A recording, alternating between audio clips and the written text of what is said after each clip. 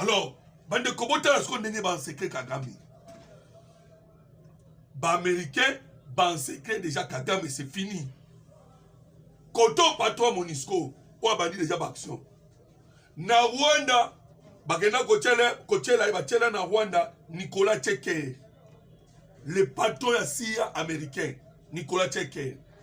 Yende mtaza siko na minute oyo, wapi, na Rwanda, comme étant l'ambassadeur des États-Unis d'Amérique, na Rwanda. Na Est Congo, Massa Donald Trump, James Schwan. Oyeko kita na Uvira Burundi. Kuna nde sikoyo, Massa Pesusu, muninga ya Donald Trump, na Congo ya Eric Prince. Kagame encerclé. Awa sikoyo, Etienne Kaba action banda. Il est déjà encerclé par les Américains. Nabangambu tout. Ameki moi mke bande konanga ba Congolais. Kosala moi pression dans Njela Europe. Mais c'est soldé un échec. Quand moi pression mke ameki échoué complètement. Parce que il produit résultat à mon côté. À mon côté. Hein. Bandeko. Alors, Boyoka.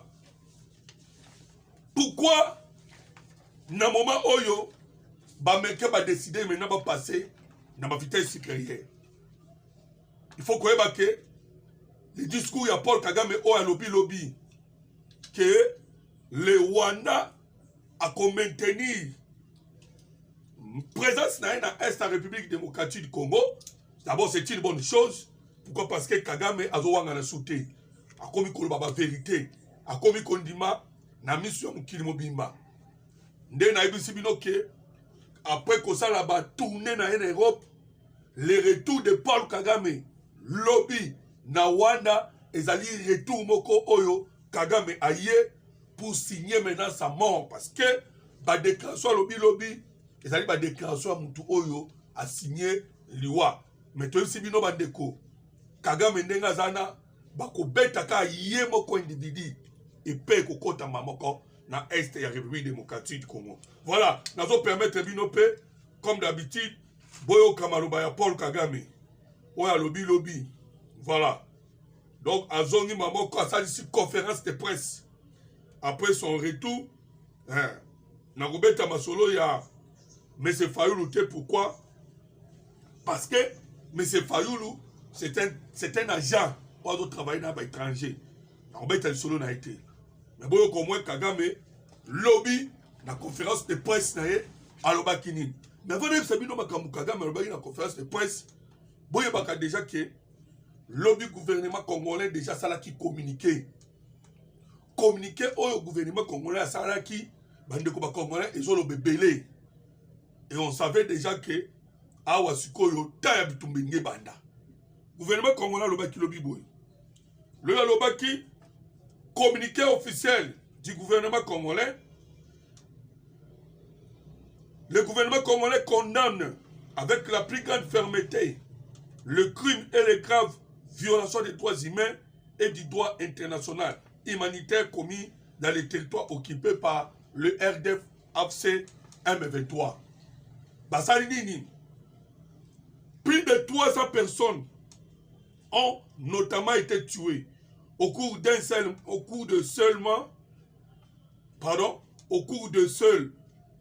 mois de juin et de juillet 2026, auxquels s'ajoutent des centaines de cas de viol, de torture et d'enlèvement.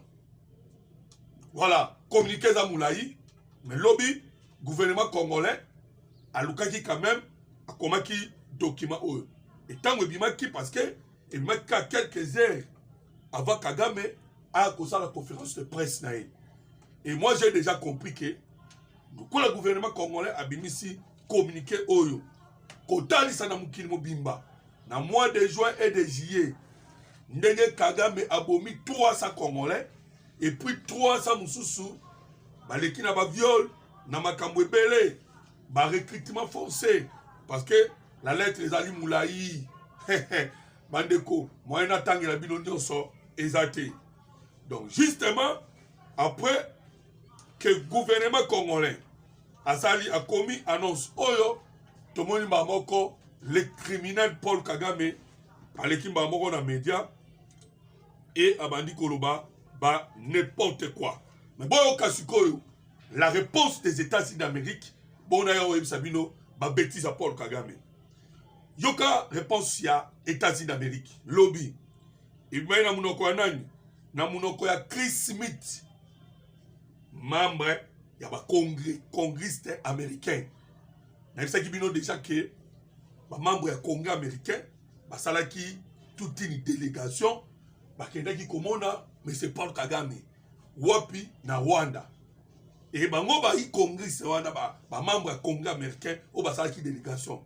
Bango de mutu ba convokaka Marco Rubio pour na kotuna na Marco Rubio peuple congolais a souffrir situation à est et à ndengeni bango wana ka mutu batinda kisiko délégation vers le Rwanda pour aller dire à M. Paul Kagame au Sengeli au respecter l'accord de Washington au bimisa basoda na yo na est et la République démocratique du Congo. Et nous avons compris que Kagame a refusé par rapport à la sortie médiatique Nairobi na conférence de presse.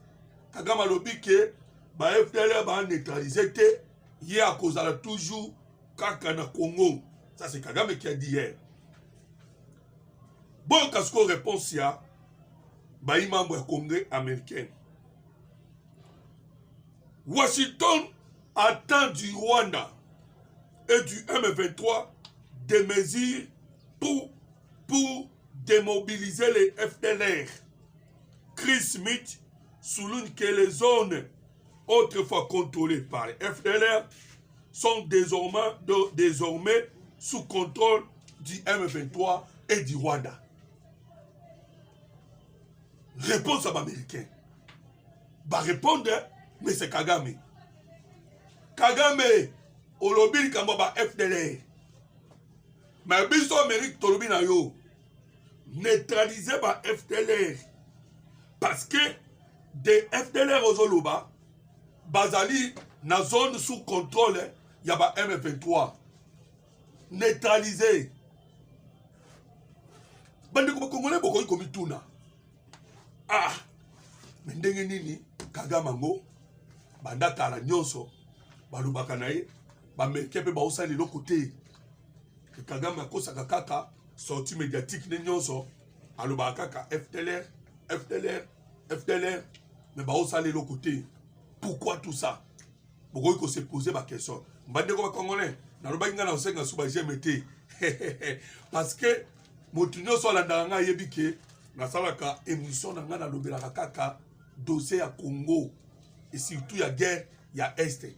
Donc ce que yé ozana posa ke makambo to betaka na solo Congolais mususu yoka wana toko tindote yo mokoza obligé mbala moko o aimer émission.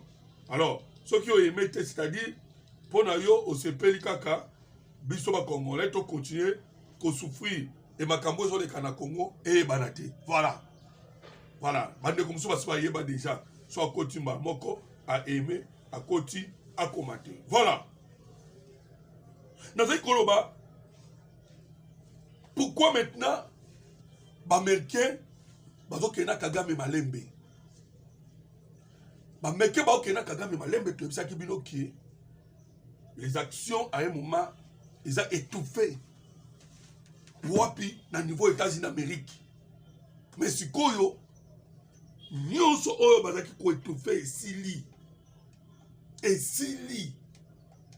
Donc aucune raison ekoki kozwama. Espoir ya Kagame na zo bisamino na moment oyo ezaka ba élection ba na États-Unis d'Amérique.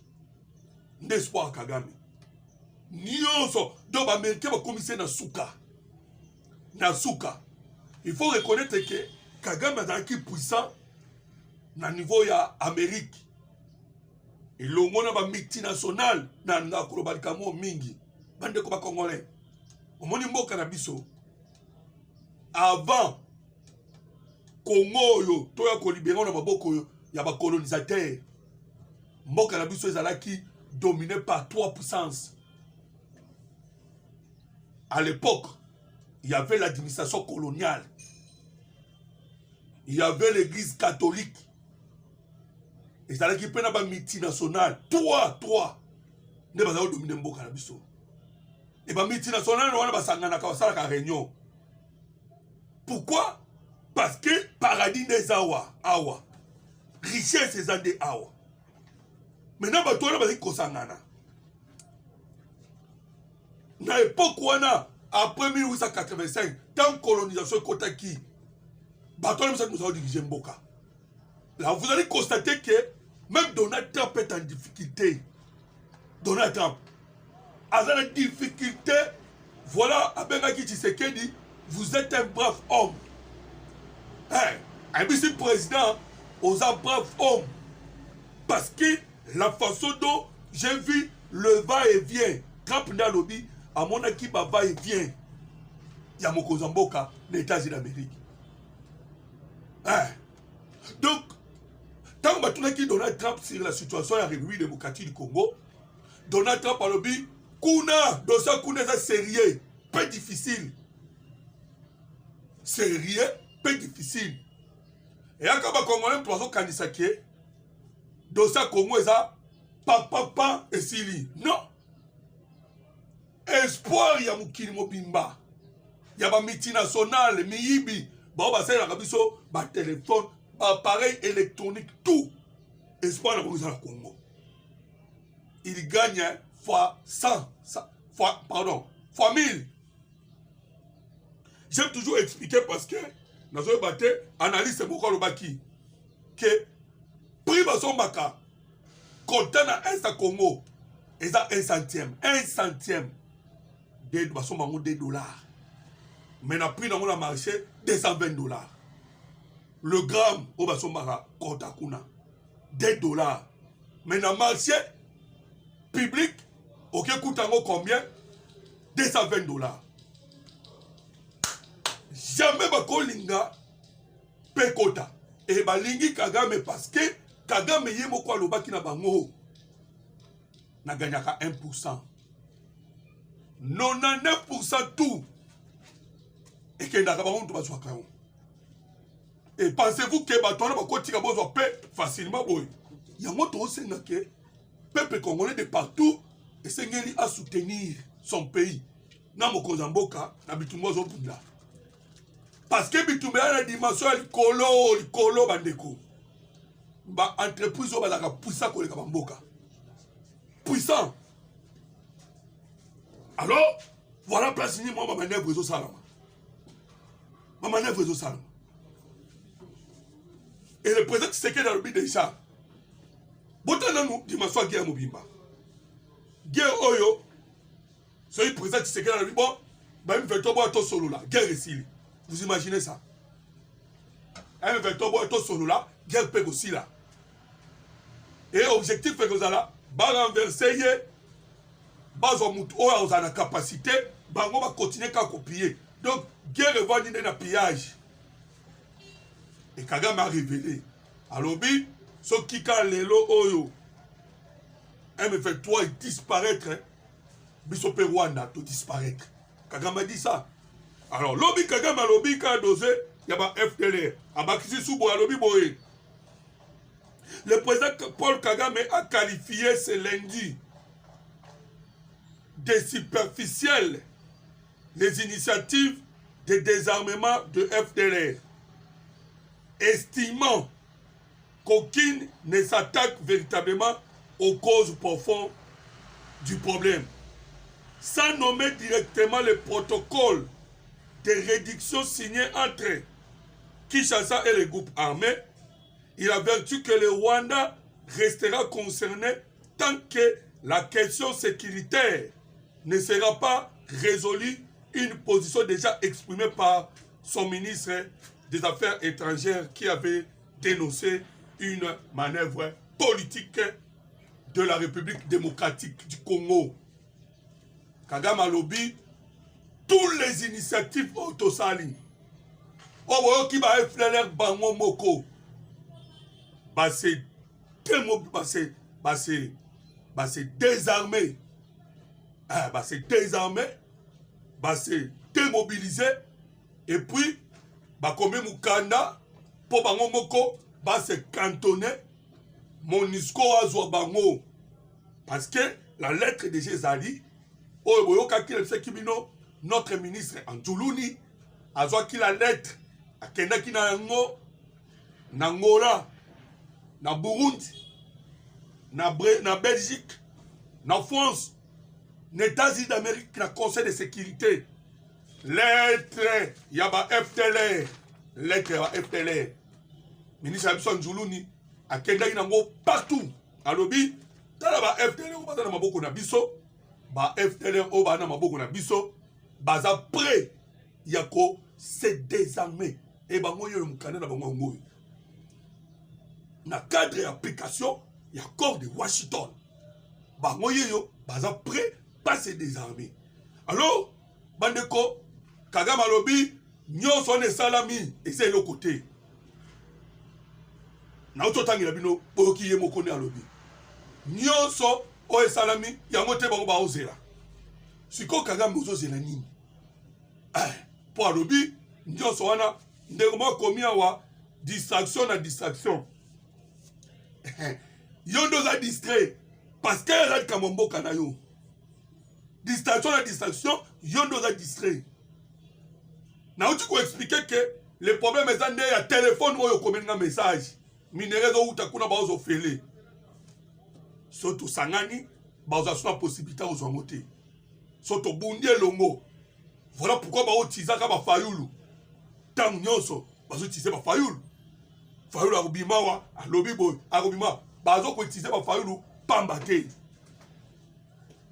parce que ba fayulu ba jouer rôle ya kopanza ba i congolais ya kopanza ba congolais Tshisekedi a uti koloba soki unité exate cela veut dire que moi to gagner guerre exate mukonza lobiango bula kokome so yo komela nga wa distraction na za distraction yo to ngai parce que nga zo ganga pona mboka o ba tubayeba o ezolekana voilà donc Kagame alobi nyonso to sali to sali le côté toti cannabis nyonso to sali et le côté nyonso to bandela à zéro voilà ngana sepe nango yango na lobi na bino ke voilà pourquoi MONUSCO lobby a koti MONUSCO lobby a koti minembwe par force tango mona MONUSCO lelo eza ndenge na karaté parce que ya mbala oyo eza chapeauté par James Schwan un ami ya Paul pas un ami ya Donald Trump boye bakake nyonso zo salaba azo salaba consigne ezo uta wapi ezo uta na niveau ya États-Unis d'Amérique et pas ya Donald Trump